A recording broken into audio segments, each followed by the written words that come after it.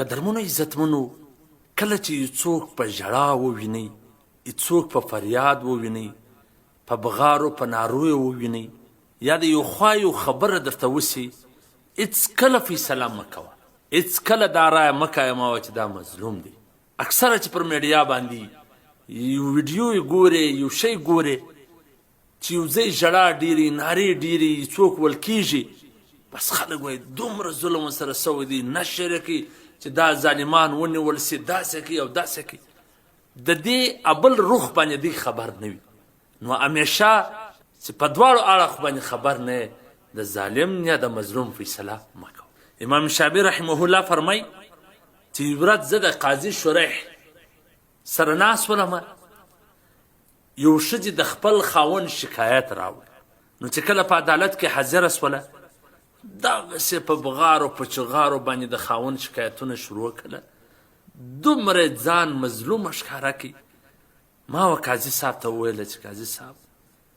دغه زنانه ماته ډېره مظلومه رامعلومه سوله دا د دې د زړه د درد د ژړا سره دا د دې د بغارو چغارو سره دا معلومیږي چې د دې سره ظلم سوی باید د دې ملګري وکړي. قاضي شریح هغه چې کله دا خبره واورېده ما ته وویله چې ای شابي یوسف علیه السلام چې هم کله ورونو وڅا ته ور واچاوئ دغه ورونه یې پلار له په ژړا ژړا راغله د پلارو مخ ته ډېر مظلومیت او ډېر بغارې او چغارې وویله چې یوسف سره دی اوس. نو زه ډېر په تعجب کې سوم چې واقع د یو طرفه څه به سړی فیصله نه کوي. نو همیشه چې کله هم یو څوک تا ته د چا په باره کې خبرې وکړي